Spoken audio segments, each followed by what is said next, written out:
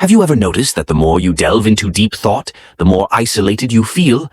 That as your understanding deepens, the conversations around you seem to shrink or vanish. It's not just in your mind. This disconnect has been woven into the fabric of society. History reveals those extraordinary thinkers who challenge the norm are often met with suspicion or silence, not because they lack intelligence, but because they see truths others prefer to ignore. From Socrates to Darwin, from Tesla to modern innovators, brilliant minds have faced rejection, censorship, or ridicule. Not because they are wrong, but because their insights make others uncomfortable. Why does this happen? Why does society have such a natural aversion to those who think differently? The root of this resistance lies tangled deep within human psychology. Think about it. When you stand next to someone with physical strength, you admire their power. When you encounter wealth, envy, or aspiration may fill your mind. But when you meet someone with a sharp mind, someone who questions everything you take for granted, might feel something different. Psychologists call this the mirror effect.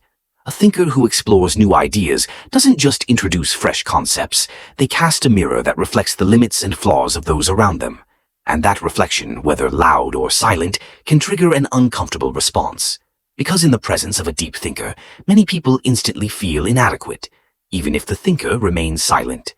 Why does this happen? It's because intelligence, unlike physical strength or material success, strikes at our core identity. Our self-perception is often intertwined with our beliefs, perceptions, and worldview. When someone challenges that foundation, it feels like a personal attack, an existential threat. Instead of embracing curiosity or growth, many instinctively resist or dismiss such challenges. It's easier to cling to familiar ideas than to confront uncomfortable truths. Throughout history, those who questioned the status quo have faced exile or ridicule. They threaten a fragile ego, a human tendency to protect our sense of self from discomfort. Think about your own experiences. Have you ever presented a complex idea in a conversation only to be met with blank stares or rapidly changing topics? That's no accident. It's a defense mechanism. The mind, fearing discomfort, prefers to retreat into superficiality. When exposed to profound ideas, many switch to safe, surface-level conversations. They avoid cognitive dissonance altogether. This is why thinkers, innovators, and philosophers often find themselves isolated, not because they lack social skills, but because their insights make others uncomfortable. Society rewards confidence, sometimes over competence. In most social environments, those who project certainty, regardless of their depth, tend to attract admiration. It's why charismatic speakers who deliver simple, bold messages often outperform those who speak with nuance and complexity. The majority prefers easy-to-digest ideas over the challenging pursuit of truth.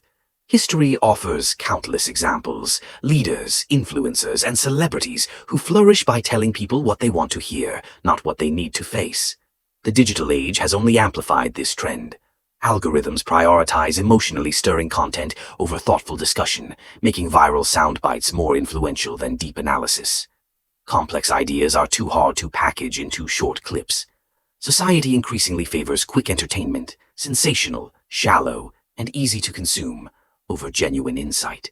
This creates a paradox. The more someone seeks deep understanding, the more they risk alienation. The resistance isn't just social, it's ingrained in our biology. Neuroscience shows that when we perceive ourselves as intellectually inferior, our amygdala, the brain's fear center, flames to life. Facing challenging ideas triggers a primal survival response. This isn't a coincidence, it's an evolutionary trait. Human beings developed in tight-knit communities where social acceptance meant survival. Rejection could mean exile or death. Our brains still reflexively protect us from that danger. When a profound thinker enters a social space, they unconsciously threaten group harmony. Their presence challenges accepted norms and existing ideas. Without saying a word, they become perceived as a problem, an outsider. That's why many deep thinkers often feel alone, not because they lack social skills, but because their brains interpret their intelligence as a threat to the collective order. In fact, a 2021 study from Stanford confirms it. In one-on-one conversations, people generally feel less threatened by an intellectual. But in group settings, the response flips. The threat level spikes. Why? Because social standing becomes more fragile when others are watching. When a person outshines the group intellectually, others feel the need to defend their status. They may undermine or exclude the thinker, not out of malice, but instinctively, to preserve their position. And then there are cognitive biases that deepen the divide. The Dunning-Kruger effect is a prime example. Those with less ability overestimate their competence, dismissing expertise. Conversely, highly intelligent individuals tend to doubt themselves, undervaluing their insights. This mismatch fuels misunderstanding. Plus, our brains are naturally wired for familiarity. The status quo bias makes us more comfortable with ideas we've already accepted. Anything that challenges these familiar notions feels threatening, disruptive even. When new, complex truths appear, they can trigger a strong resistance. The backfire effect further complicates things. When we encounter information that contradicts our beliefs, instead of changing our minds, we double down. We cling tighter to our old ideas, dismissing the new ones as threats or errors. In today's digital landscape, this effect has been magnified. Algorithms favor content that stirs emotion, content that gets clicks and shares, often at the expense of substance. Viral videos and headlines tend to be simple, sensational, and emotionally charged. Deep, nuanced discussions don't stand a chance in that environment. They're difficult to condense into bite-sized clips. Society is increasingly drawn to entertainment, not enlightenment, which makes it harder for truly profound people to receive the recognition they deserve. So, what does this mean for the deep thinker? It means understanding that much of this resistance isn't personal. It's rooted in our evolutionary wiring, cultural conditioning, and societal structures. It's biological, it's psychological, and it's reinforced every time we choose convenience over truth. But it doesn't mean you should stop sharing your ideas. Instead, it's vital to realize why many resist and to adapt accordingly. The key is to recognize that society often fears what deep understanding reveals, uncomfortable truths about us and the world. And since human beings are naturally averse to discomfort, those truths are often suppressed or ignored. But here's the truth. Society doesn't fear intelligence itself. It fears what intelligence exposes about our illusions, weaknesses, and biases. Deep thinkers aren't rejected because they are wrong. They're rejected because they're right, sometimes too early, sometimes too boldly. If you've ever felt misunderstood, isolated, or even resentful for your pursuit of truth, know this. You're not broken.